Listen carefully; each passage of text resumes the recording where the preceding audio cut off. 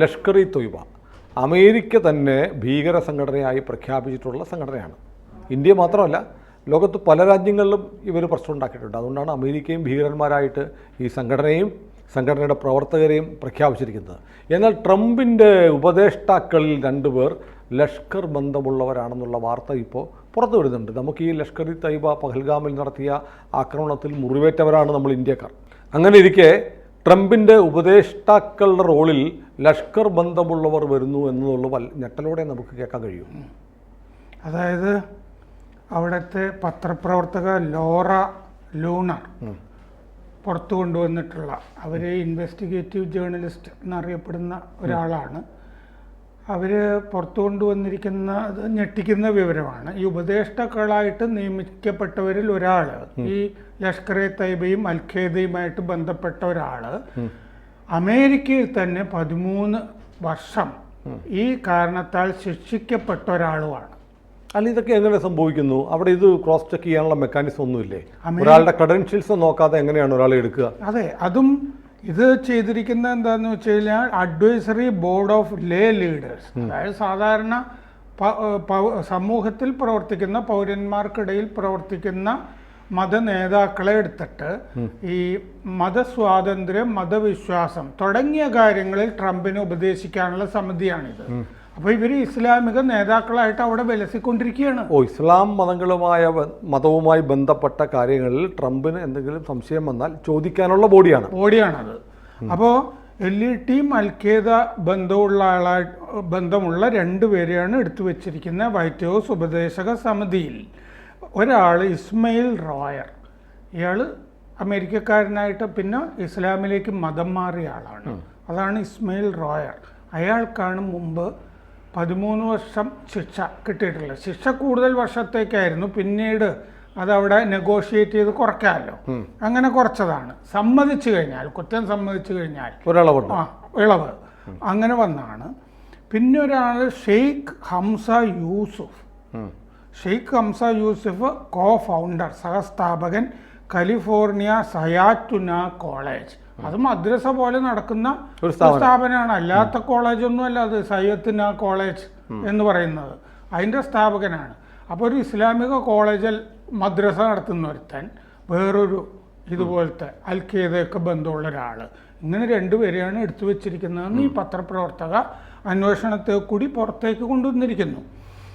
അപ്പോൾ റോയർ, ഇവർ അന്വേഷിച്ച് വിവരങ്ങൾ കൊണ്ടുവന്നതിൻ്റെ അകത്ത് ഈ FBI ഇയാൾക്കെതിരെ ചുമത്തിയ കുറ്റത്തിലൊക്കെ പറയുന്നത് 2008 മുംബൈ സ്ഫോടനവുമായിട്ട് ഈ റോയർക്ക് ബന്ധമുണ്ടായിരുന്നു എന്നാണ്. അപ്പോൾ മുംബൈ സ്ഫോടന കേസിലെ പ്രതി ട്രംപിൻ്റെ ഉപദേഷ്ടാവ് എന്ന് പറയുന്ന വിധത്തിലേക്ക് സംഗതി വന്നു. കശ്മീരിൽ ധാരാളം വെടിവയ്പ് ശ്രമങ്ങൾക്ക് ഇയാൾ ഒത്താശ ചെയ്തതായിട്ടും, കാരണം പാകിസ്ഥാനിൽ പോയി പരിശീലനമൊക്കെ നേടിയിട്ടുണ്ട് ഇയാൾ. അപ്പോൾ കശ്മീരിലും ഭീകരർക്ക് ഇയാൾ സഹായം ചെയ്തതായിട്ട് ഈ റിപ്പോർട്ടിൽ പറയുന്നുണ്ട്. അപ്പോൾ ഇന്ത്യയുമായി 2 തരത്തിൽ ഈ റോയർക്ക് ബന്ധമുണ്ട്. ഇസ്മയിൽ റോയർ അത് ശരിക്കും ട്രംപ് അറിഞ്ഞുകൊണ്ട് ചെയ്യുന്നതായിരിക്കും. ഇത് അറിഞ്ഞുകൊണ്ട് ചെയ്തതാണെന്ന് ഞാൻ കരുതുന്നില്ല. കാരണം ഇങ്ങനൊരു വാർത്ത എന്തായാലും വരുമല്ലോ. ശിക്ഷിക്കപ്പെട്ട ഒരാളെടുത്തിട്ട് അഡ്വൈസറി ബോർഡിൽ വെച്ചാൽ അത് ഏത് ചെറിയ തോതിലെങ്കിലും മാധ്യമ പ്രവർത്തനം നടക്കുന്ന സ്ഥലത്തും വരില്ലേ. അപ്പോൾ ഇത് ചിലപ്പോൾ ഈ സമയത്ത് എനിക്ക് തോന്നുന്നത്, നമ്മൾ ഈ ജോലി ചെയ്യുന്നവരാണല്ലോ, ഇത് ലീക്ക് ചെയ്ത് കൊടുത്തതുമായിരിക്കും മനഃപൂർവ്വം ഈ 2 എണ്ണത്തിനും പിടിച്ച് പുറത്താക്കാൻ വേണ്ടിയിട്ട്. ഒരുപക്ഷെ ഈ മത കാര്യങ്ങൾ ഉപദേശിക്കാൻ വേണ്ടിയിട്ട് ആളുകളെ തരൂ എന്ന് മതസംഘടനകളോടായിരിക്കും പറയുന്നത്. അങ്ങനെ പറഞ്ഞു അവർ 2 പേര് കൊടുത്തു കാണും. അപ്പോൾ അങ്ങനെ സംഭവിച്ചാൽ, കാരണം ഒരാളൊരു മദ്രസ നടത്തിപ്പുകാരനും ആ പ്രദേശത്ത് മുസ്ലിങ്ങൾക്ക് വേണ്ടപ്പെട്ട ഭീകരന്മാരെയൊക്കെ അവർക്ക് വേണ്ടപ്പെട്ടതായിരിക്കുമല്ലോ, അങ്ങനെ വന്നിരിക്കുന്നതാണിത്. അപ്പോൾ ഈ യൂസഫ് ഹമാസുമായിട്ട് നേരിട്ട് ബന്ധമുള്ള ആളാണ്. അത് നമ്മുടെ NIAയുടെ കുറ്റപത്രത്തിൽ, ഒരു കുറ്റപത്രത്തിൽ യൂസഫിനെയും പരാമർശിക്കുന്നുണ്ടെന്ന് ഈ റിപ്പോർട്ടിലുണ്ട്. അത് ശരി. ഈ യൂസഫിനെ ഹമാസുമായി ബന്ധമുള്ള ആളാണെന്ന് NIAയുടെ ഒരു കുറ്റപത്രത്തിൽ പറഞ്ഞതായിട്ട് ഈ റിപ്പോർട്ടിൽ പറയുന്നുണ്ട്. റോയറിൻ്റെ ശരിക്കും ഉള്ള പേര് റൻഡാൾ ടോഡ് റോയർ എന്നാണ്. ഇപ്പോൾ ഇസ്മയിൽ റോയർ എന്ന് പറയുന്ന അയാൾ ഇസ്ലാമിലേക്ക് മതം മാറിയതാണ്. ഇസ്ലാമിക ശൃംഖലകളൊക്കെ ആയിട്ട് ബന്ധമുണ്ട്. LET, മുസ്ലിം ബ്രദർഹുഡ്, ഇവയൊക്കെ ആയിട്ട് ബന്ധമുണ്ട്. ഹമാസുമായിട്ടും ബന്ധമുണ്ട്. വിർജീനിയ ജിഹാദ് നെറ്റ്വർക്ക് എന്ന് പറഞ്ഞ അമേരിക്കയിലുള്ളൊരു മുസ്ലിം ഭീകര നെറ്റ്വർക്കിൻ്റെയും ഭാഗമാണ് ഇയാൾ. 2000 പാകിസ്ഥാനിലേക്ക് ഇയാൾ പരിശീലനത്തിന് പോയി. LET ക്യാമ്പിൽ പരിശീലനത്തിന് പോയി. അമേരിക്കയെ ആക്രമിക്കാനായിരുന്നു പദ്ധതി. അതിലാണ് FBI ഇയാളെ പിടിച്ചത്. അങ്ങനെ പദ്ധതിയായിട്ട് നടക്കുമ്പോൾ 2003 ശിക്ഷിച്ചു. അവിടെ കോടതി രേഖകളൊക്കെ ഉണ്ടല്ലോ. 2004 ഇയാൾ ഉത്തരവാദിയാണെന്നൊക്കെ സമ്മതിച്ചു. തോക്കുണ്ടായിരുന്നു, സ്ഫോടനത്തിന് എൻ്റെ കയ്യിൽ തോക്കുണ്ടായിരുന്നു, ഞാൻ സ്ഫോടനത്തിന് ശ്രമിച്ചതാണ് എന്ന് പറഞ്ഞു കഴിഞ്ഞപ്പോൾ 20 കൊല്ലം ശിക്ഷ വിധിച്ചത് 13 കൊല്ലമായിട്ട് കുറച്ചു. 7 കൊല്ലം അതിൽ കുറഞ്ഞു. 2017 ജയിൽ മോചിതനായി അയാൾ. അത് കഴിഞ്ഞ് താലിബാനെയൊക്കെ സഹായിച്ചിട്ടുണ്ട്. മറ്റേ സെപ്റ്റംബർ 11 ശേഷമാണ് ഇയാൾ വിർജീനിയ ജിഹാദ് നെറ്റ്വർക്ക് അതിൻ്റെ ഭാഗമായിരുന്നത്. അപ്പോൾ വൈറ്റ് ഹൗസ് ഇവരെ രണ്ടുപേരെയും ഉപദേഷ്ടാക്കളായിട്ട് വെച്ച പ്രഖ്യാപനത്തിൽ ഇയാളെപ്പറ്റി പറയുന്നത്, യൂസഫിനെ പറ്റി പറയുന്നത്, director of the Islam and religious freedom action team for the religious freedom institute. ഒരു വല്ലാത്ത സാധനം, ചെറിയ പേരാണ്. എന്തോ ഒരു റിലീജിയസ് ഇൻസ്റ്റിറ്റ്യൂട്ടിൻ്റെ ഡയറക്ടർ എന്ന് പറഞ്ഞ് ഭീകരവാദി, പഴയ മുംബൈ സ്ഫോടനവും ഒക്കെ പിന്നിൽ കശ്മീരിലും ഒക്കെ ഭീകരവാദം അയാളെ ഏതോ റിലീജിയസ് ഇൻസ്റ്റിറ്റ്യൂട്ടിൻ്റെ ഡയറക്ടർ എന്ന് അയാളുടെ കയ്യിൽ വിസിറ്റിംഗ് കാർഡ് ഉണ്ട്. അപ്പോൾ അയാളെ എടുത്ത് ഉപദേഷ്ടാവായിട്ട് വെച്ചു. 1992 ഇയാൾ ഇസ്ലാമായത്. മുല്ലാക്കന്മാരുമായിട്ട് പിന്നീട് കൂടുതൽ ബന്ധപ്പെട്ടു. ഒരു ദശകം അവരുമായി ബന്ധപ്പെട്ട് NGOകളിൽ പ്രവർത്തിച്ചു. ജീവകാരുണ്യ സംഘടനയാണല്ലോ LETയും. പിന്നെ ജീവനെടുക്കുന്ന കാരുണ്യം കാണിക്കുന്ന സംഘടന. അതെ, അവർക്കും എന്തോ ഉദ്ധവ എന്ന് പറഞ്ഞിട്ടൊരു സാധനം ജീവകാരുണ്യ സംഘടനയുണ്ടല്ലോ. അപ്പോൾ യൂസഫിൻ്റെ സയ്യദ്ന കോളേജ് ശരീഅത്ത് നിയമം പഠിപ്പിക്കുന്ന കോളേജാണ്. അത് മാത്രമേ അവിടെ പഠിപ്പിക്കുന്നുള്ളൂ, ഈ സയ്യദ്ന കോളേജ്. ഒരിക്കൽ ഒരു അമേരിക്കൻ പോലീസുകാരനെ കൊന്ന ജമീൽ അമീന് വേണ്ടി അയാളെ രക്ഷിക്കണം എന്ന് പറഞ്ഞ് ഫണ്ട് ശേഖരണം നടത്തിയ ആളുമാണ് ഇയാൾ. പക്ഷേ അത് മറ്റേ സെപ്റ്റംബർ 11 ആക്രമണത്തിന് 2 ദിവസം മുമ്പായിരുന്നു ഈ ഫണ്ട് ശേഖരണം.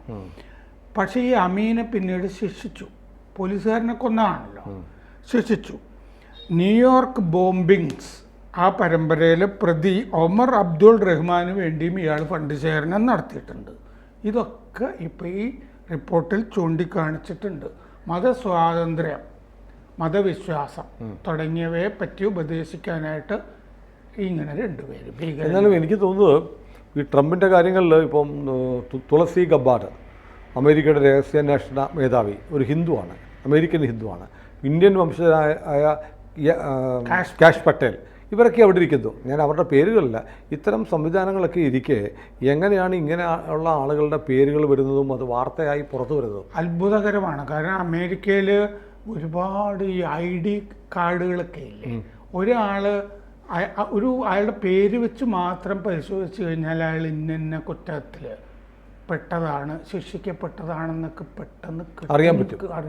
അവിടെ നമ്മളെക്കാൾ ഫുൾ പ്രൂഫ് സംവിധാനമുള്ള സ്ഥലമാണ് അവിടെ. അവിടെ നിന്നാണ് ഇത് വരുന്നത്. അവിടെ നിന്നാണ് ഈ 2 സംഗതി വന്നിരിക്കുന്നത്. അതായത് ട്രംപിന് ഇതിനകത്ത് മനസ്സറിവുണ്ടോ? ട്രംപിന് ലഷ്കർ ആയിട്ടുള്ള ആളുകൾ അവർ ശിക്ഷിക്കപ്പെട്ടവരാണെങ്കിൽ പോലും തൻ്റെ ഒരു നെറ്റ്വർക്കിൻ്റെ ഭാഗമായി നിൽക്കുന്നതിൽ പ്രതിഷേധമുണ്ടോ ഇല്ലയോ എന്നുള്ളത് നമുക്ക് ഏതാനും ദിവസം അറിയാം. ഏതായാലും വാർത്ത വന്നു. ഇനി ഇവർ അതിനകത്ത് തന്നെ ഉണ്ടാകുമോ അതോ മിസ്റ്റേക്ക് വന്നതാണെന്ന് പറയുമോ, ഇവരെ പിരിച്ചുവിടുമോ ഒഴിവാക്കുമോ എന്നൊക്കെയുള്ളത് നമുക്ക് കാത്തിരുന്ന് കാണേണ്ടതാണ്. ഏതായാലും ഇന്ത്യയെ സംബന്ധിച്ച് ഇന്ത്യക്ക് വല്ലാത്തൊരു ആശങ്ക. ട്രംപിൻ്റെ നിലപാടുകൾ ഇപ്പം അമേരിക്ക അവകാശപ്പെടുന്നു ഞാനാണിത് ചെയ്തതെന്ന്. ഇന്ത്യ പറയുന്നു ഒരു മൂന്നാം കക്ഷി ഉണ്ടായിരുന്നില്ല എന്ന് പറയുകയും അപ്പോഴും വീണ്ടും വിദേശത്തൊക്കെ പോയിട്ട് സൗദിയിലാണേലും ഖത്തറിലാണേലും പല പ്ലാറ്റ്ഫോമുകളിൽ വന്നിട്ട് ട്രംപ് ഞാനാണെന്ന് അവകാശപ്പെടുന്നു, എട്ടുകാലി മുമ്പിനെ പോലെ. അതുപോലെ ഞാനാണെന്ന് ഞാൻ അവകാശപ്പെടുകയില്ല എന്നും ഒരു പ്രസ്താവന കണ്ടു. അങ്ങനെ പറഞ്ഞു ഏറ്റവും ഒടുവിൽ. അത് കഴിഞ്ഞിട്ട് ഇതേ സമയത്ത് തന്നെ ഓപ്പറേഷൻ സിന്ദൂർ നടക്കുന്ന സമയത്ത് തന്നെ അവർക്ക് IMFൻ്റെ ലോൺ കിട്ടുന്നു. IMF പിന്നെ വേണമെങ്കിൽ ഒരു സ്വതന്ത്ര ബ്ലേഡ് കമ്പനിയാണെന്ന് നമുക്ക് പറയാം. ട്രംപിൻ്റെ കീഴിലാണോ എന്നുള്ള സംശയമുണ്ട്. ഒരു സ്വതന്ത്രമായി പ്രവർത്തിക്കുന്ന ഓട്ടോണമസ് സംവിധാനമാണ് IMF. പിന്നെ തുർക്കിക്ക് മിസൈലുകൾ കൊടുക്കുന്നു. ഇങ്ങനെയുള്ള കാര്യങ്ങളൊക്കെ അമേരിക്ക ചെയ്യുന്നുണ്ട്. അതിനും വേണമെങ്കിൽ പറയാൻ ന്യായമുണ്ട്. തുർക്കി നാറ്റോയുടെ അംഗമാണെന്ന് പറയുന്നു. പക്ഷേ ഇതേ നാറ്റോയുടെ അംഗമായിരുന്നുകൊണ്ട് റഷ്യയുമായിട്ട് ഇടപാട് നടത്തുന്നുണ്ട് തുർക്കി. അതുണ്ട്, അങ്ങനെയും ഉണ്ട്. അപ്പോൾ ഇതെല്ലാം കൂടെ കുട്ടി വായിക്കുമ്പോൾ ട്രംപിനെ കുറിച്ചുള്ള നമ്മുടെ ഒരു വിശ്വാസത്തിന് ഇടിവ് തട്ടുന്നു. എനിക്ക് തോന്നുന്നു ട്രംപിൻ്റെ വിശ്വാസത്തിന് ഇടിവൊന്നും തട്ടിയിട്ടില്ല, ട്രംപിൻ്റെ മനോനിലയ്ക്കാണ് ഇടിവ് തട്ടിയിരിക്കുന്നത് തോന്നുന്നു. പുള്ളിക്ക് എന്താ പറയുന്നതെന്ന് പുള്ളിക്ക് അറിയില്ല. I will not say I did it എന്ന് പിന്നീട് പറഞ്ഞു. മധ്യസ്ഥത വെച്ച് ഞങ്ങളാണെന്നുള്ളത് പറഞ്ഞിട്ട് പിന്നെ ഞാനത് പറയില്ല എന്നാണ് ഏറ്റവും അവസാനം പറഞ്ഞത്. വട്ടായിപ്പോയോ? അതാണ് മറ്റേ ബൈഡന് പാൻക്രിയാസിൽ ക്യാൻസർ ആണെന്ന് റിപ്പോർട്ട് പറഞ്ഞു. ബ്രെയിനകത്ത് ക്യാൻസർ നോക്കണം. എന്തായാലും ഓർമ്മക്കുഴപ്പം പോട്ടോ പരസ്പര വിരുദ്ധമായി സംസാരിക്കുന്നു ട്രംപ് എന്ന അധികാരം മുതലേ ഉണ്ടായിരുന്നു. പക്ഷെ ഇപ്പോൾ അതിൻ്റെ ഒരു ആക്കവും തൂക്കവും കൂടി വരികയാണ്. ഇന്ത്യയെ പറ്റിയെങ്കിലും സംസാരിക്കുമ്പോൾ അങ്ങനെയാണെന്ന് നമുക്ക് പറയേണ്ടി വരും. നോക്കാം. കൂടുതൽ വാർത്തകളും വിശേഷങ്ങളും നിങ്ങളിലേക്ക് എത്താൻ ABC മലയാളം സബ്സ്ക്രൈബ് ചെയ്യുക, ബെൽബട്ടനും അമർത്തുക.